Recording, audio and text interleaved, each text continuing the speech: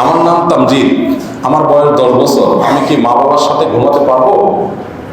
আমি একা ঘুমাতে ভয় পাই, এখন আমি কি করব? নবী করিম সাল্লাল্লাহু আলাইহি সাল্লামের হাদিস রয়েছে এক্ষেত্রে সুস্পষ্টভাবে। তিনি বলেছেন, মুরু আওলাদাকুম বিসসালাতি ওয়া হুম আবনাউ সাব'i সিনিন, তোমাদের সন্তানদেরকে 7 বছর বয়স হলে নামাজের নির্দেশ করো। ওয়াদরিবুহুম ইযা বালাগু 10, 10 বছর হলে তাদেরকে নামাজ না পড়লে শাসন করো। ছেলেদের সন্তানদের ব্যাপারে 10 বছর বয়স হয়ে গেলে তাদের বিছানা পৃথক করার নির্দেশ নবী সাল্লাল্লাহু আলাইহি ওয়াসাল্লাম দিয়েছেন। এখন হতে পারে কোনো বাসায় একটাই ছেলে, সে অন্য রুমে শুয়ে, এটা তার ভয় হয়। তো তার ভয় দূর করার জন্য আস্তে আস্তে অভ্যস্ত করা উচিত। প্রথমে বাবার সাথে শুইলেন, পরে আস্তে আস্তে একদিন গেল, 2 দিন গেল, একা একা শুইল, কিছু সময় একা শুইল, কিছু সময় সাথে শুইল, এবার থেকে থেকে অভ্যস্ত করতে হবে। অনেক পরিবারে আছে ছেলে মেয়ে, তারা দেখা যায় যে অনেক বড় হওয়ার পরও দেখা যায় মা বাবার সাথে শোয়, এটা উচিত না। আমরা বেশি আধুনিক হতে গিয়ে নিজেদের ধ্বংস অনেক সময় ডেকে আনি। আজকাল সমাজে কোন পর্যায়ে চলে গেছে, ভয়াবহতা কোন লেভেলে চলে গেছে, ফিতনা যে কতভাবে হয়, সেগুলো আসলে ব্যাখ্যা করে বোঝাবার দরকার নেই। আমরা সবাই কম বেশি বোঝার কথা। সো এই বিষয়গুলোতে শরীয়তের নির্দেশনা আমরা মেনে চলবো ইনশাআল্লাহ। তবে হ্যাঁ, একেবারে ভয় পায় একটা ছেলে, 10 বছর বয়স, তাকে জোর করে ধরে নিয়ে রেখে আসতে হবে, নট নেসেসারি। তাকে তো অভ্যাসটা আরো আগে থেকে করানো দরকার ছিল। 7 বছর, 6 বছর, 5 বছর, তখন থেকে আস্তে আস্তে একই রুমে পাশাপাশি শোয়া। এমনকি 10 বছর হয়ে গেছে, এখন পাশের রুমে এসে একা একা শুতে ভয় পায়, তাহলে ঠিক আছে, একই রুমে শুবে, কিন্তু আলাদা একটা ছোট্ট করে একটা খাট তার জন্য তৈরি করে নেবে, আলাদা বিছানা শুবে। এভাবে একই রুমে থাকতে পারে। যদি অভাবী হয়, আলাদা খাট করার সুযোগ না থাকে, তাহলে একই খাট হলে সেখানে মাঝখানে বড় কোনো বালিশ দিয়ে নেবে। এমনভাবে করবে যেটা বিছানা পৃথক হওয়ার মতো করে। হাজারো অনাচারের পথ বন্ধ হয় এই পদ্ধতির কারণে। আমরা কয়েকজন একসাথে একটা বাসায় থাকি। আমাদের এখান থেকে মসজিদ সামান্য দূরে হওয়ায় আমরা বাসায় সবাই মিলে জামাত করি। জামাতে প্রায় 12 থেকে 13 জন বা 9-10 জন উপস্থিত থাকে। আমার প্রশ্ন হচ্ছে, মসজিদে না গিয়ে বাসায় এভাবে জামাত করা ঠিক কিনা, জামাতের সওয়াব পাবো কিনা?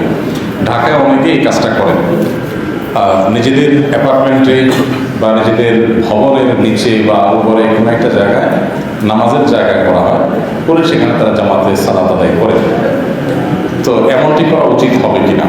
এর উত্তর হলো যে, মসজিদ যদি অনেক দূরে হয়, যেখানে আসলে সবার জন্য যাওয়া কষ্টসাধ্য হয় এবং নানা কারণে সেটা হয়ে ওঠে না, তাহলে সেরকম পরিস্থিতিতে শুধু 5 ওয়াক্ত নামাজের এভাবে জামাত হতে পারে, কোনো অসুবিধা নেই, এবং জামাতের পরিপূর্ণ সওয়াব পাওয়া যাবে ইনশাআল্লাহ। তবে সন্দেহ নেই যে মসজিদে গিয়ে নামাজের জামাতে শামিল হতে পারলে সেটা অধিকতর উত্তম। কারণ বিভিন্ন আসার বর্ণিত হয়েছে এই প্রসঙ্গে। একটা আসার হলো, লা সালাতা লিজারিল মসজিদ ইল্লা ফিল মসজিদ, মসজিদের প্রতিবেশী যে তার মসজিদে ছাড়া নামাজ আদায় হবে, তাকে মসজিদে এসে সালাত আদায় করতে হবে। তো এই জন্য মসজিদে সালাত আদায় করার গুরুত্ব অপরিসীম।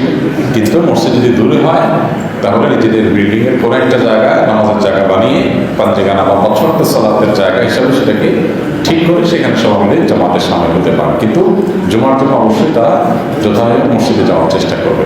যারা দেশের বাইরে আছেন, পৃথিবীর এমন অনেক জায়গা আছে যেখানে আসলে মসজিদ অনেক দূরে, এত বেশি দূরে যে সেই দূরের পথ মানিয়ে অতিক্রম করে 50, 60, 70, 80, 100, 150 কিলোমিটার দূরে মসজিদ থাকে। তখন অবশ্যই তারা যে কয়েকজন আছেন, সে কয়েকজন তাদের নিজ জায়গায় তারা জামাতের ব্যবস্থা করবেন। এমনকি জুমার নামাজের যদি ধারে কাছে কোনো মসজিদ না থাকে, এত দূরে থাকে যে সেখানে যাওয়া সম্ভব না হয়, তাহলে সেক্ষেত্রে তারা ওই কয়েকজন মিলে সেখানে জুমার জামাতও করতে পারবেন। বাট আমাদের দেশের জন্য এটা জায়েজ হবে না, কারণ আমাদের দেশে এমন কোনো জায়গা নেই, বিশেষ করে শহর এলাকায়, যেখানে জুমার নামাজের মসজিদ এত দূরে যে সেখানে যাওয়া সম্ভব না। বিশেষ করে ঢাকা, চট্টগ্রাম, এগুলোকে মসজিদের শহর বলা হয়। বিধান মসজিদ এত দূরে এরকম জায়গা খুবই কম। এই জন্য জুমার নামাজ অবশ্যই মসজিদে গিয়ে আমরা পড়বো। আর পাঞ্জাবের নামাজ যদি অসুবিধা হয়, দূরত্ব তৈরি হয়, অস্বাভাবিক পর্যায়ে হয়, তাহলে সেক্ষেত্রে বিল্ডিংয়ের মধ্যে পাঞ্জাবের নামাজের ব্যবস্থা থাকতে পারে। তবে মসজিদে গিয়ে পড়াটা অবশ্যই উত্তম হবে যদি কোনো প্রকার অসুবিধা না থাকে।